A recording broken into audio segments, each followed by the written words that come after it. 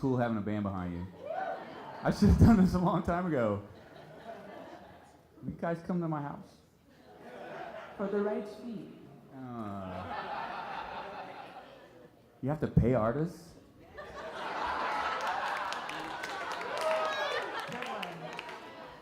All right, on to our next honoree.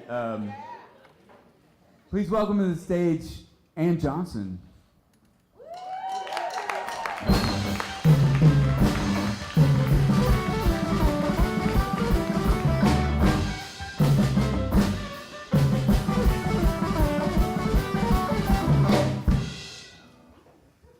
Special treatment here. I am no performer, so I'm not used to this stage.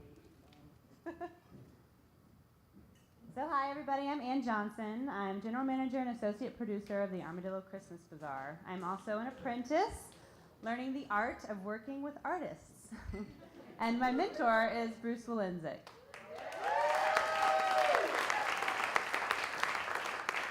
He is also my boss and my friend. When Bruce asked me to make this introduction, I was honored. If you've had the privilege to meet Bruce, you know that he is a fountain of knowledge. He has a heart of gold and the memory of an elephant. So not only am I honored to be here tonight, but I am also excited to share his accomplishments with this room of Austin cultural notables. Bruce has had a very long career in Austin, so I'll be brief. In his early years, he hung around the music scene learning the ropes. He worked with musicians such as Mance Lipscomb and a young Lucinda Williams. In his 7 years on the management team at the Armadillo World Headquarters, his mission was to make the Dillo fiscally sustainable. I can move this over here so I can make eye contact and read at the same time. He learned people skills and how to build an attractive scene. It was here that he initiated the Armadillo Christmas Bazaar. The Armadillo Christmas Bazaar is especially dear to my heart. I've admired its evolution in my 34 years and spent every Christmas of my life there. I've seen it grow from humble beginnings to a well-respected art show. I couldn't be more impressed with how he's run the show for 41 seasons. Bruce has also been on the Arts Commission for almost 28 years, served 4 terms as chair, served 4 terms as commissioner liaison on the Arts and Public Places panel, initiated the first Austin Comprehensive Arts Plan in 1991, served as Arts Commission representative on the Airport Advisory Board for 6 years, and Downtown Commission for another 16. He's been a community leader and visionary, serving as chair on the new Airport Terminal Task Force, where he provided vision for Austin's local nature and character program. He won the first Peacemaker of Austin Award in 1993 for uniting the arts community behind the goal of achieving cultural prosperity.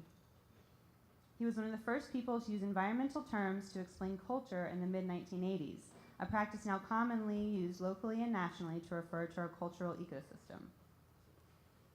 Throughout the years, Bruce was always looking for opportunities to help artists, musicians, bands, and other creatives to achieve a higher level of career success. He often refers to the Bazaar as a laboratory of cultural prosperity. From the Armadillo World Headquarters and the Bazaar, he developed the vision, techniques, and skills of his art, getting creatives either individually, collectively, or as a community to bring forth the best in themselves. He wants the Armadillo legacy to live on through the Bazaar long after he and his contemporaries are gone, and now that's become my job to make that happen. I've learned from him that if you want to get the best out of others, you have to give the best of yourself. Running an art show is no exception to this code. Besides running the day-to-day business, I've immersed myself into the well-being of artists. Just as Bruce has taught me, I want them to have the very best experience, not only in the show, but everything they do in their careers. People work better together when they have a common goal that is bigger than their differences. I'm so grateful that Bruce has used his Armadillo and community service years to develop the wisdom he has been passing on to me. It is my privilege to share this world, this city, and this room with Bruce Willenzik.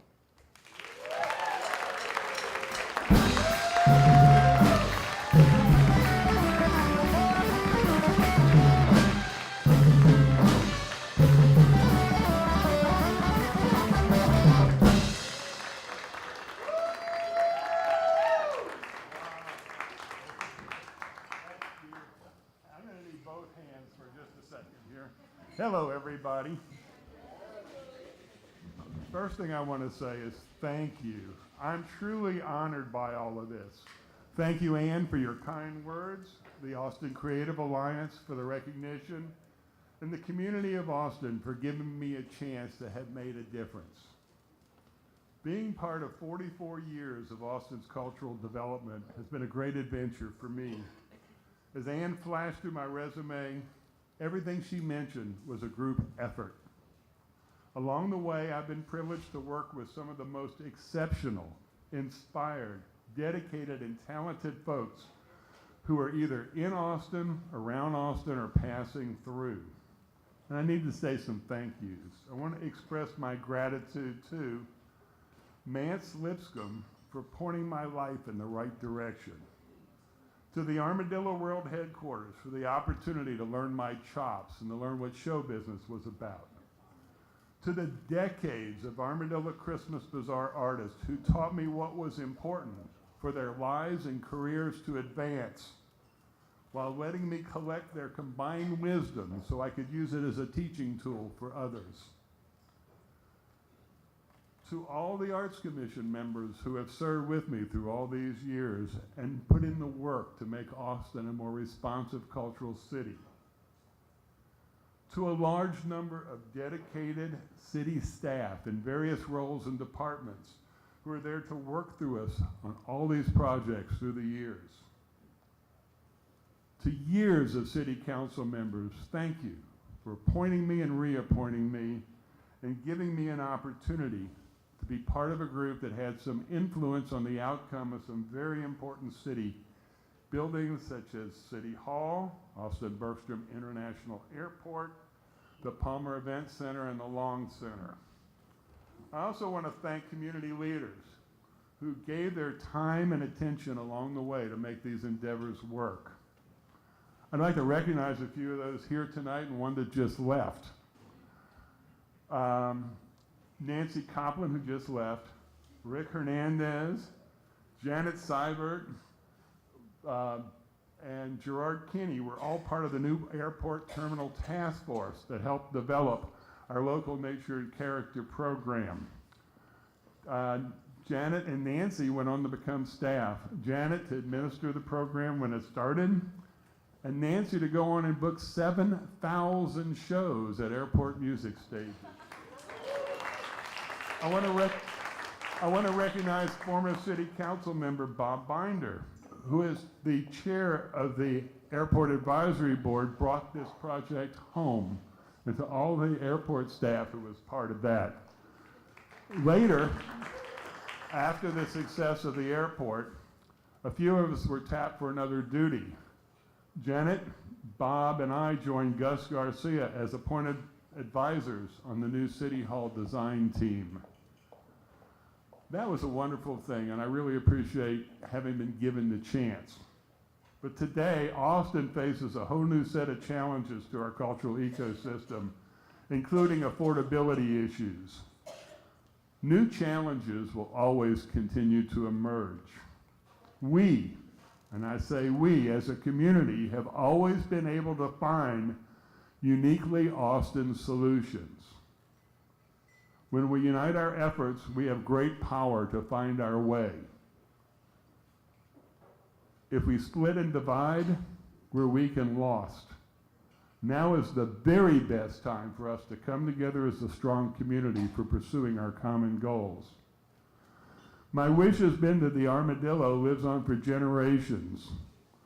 Generations to come in an Austin that remains deserving of its reputation as that kind, fun, quirky, special place defined by the success of its creative community. Ann's covering the first part of that wish for me, but now it's going to take a joint effort from all of us and generations to come to make sure that the second part happens. Thank you everyone here for what you do to Austin and for giving me a chance.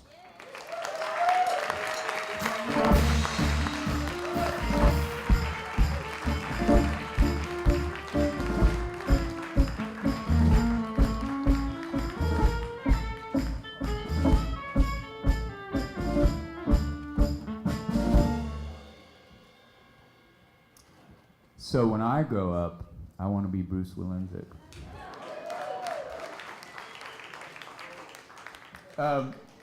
Bruce, I just want to thank you for that almost 3-hour conversation we had in my office a couple months ago. 2 hours, 45 minutes. I need to be more precise. It was great. You know what I learned so much, and what I learned from Bruce was that this takes effort. Austin did not become a creative center. We didn't hit every list of creativity without people doing things. It didn't just happen. And now that we face these current challenges, we have to dig in. Thank you for your words tonight.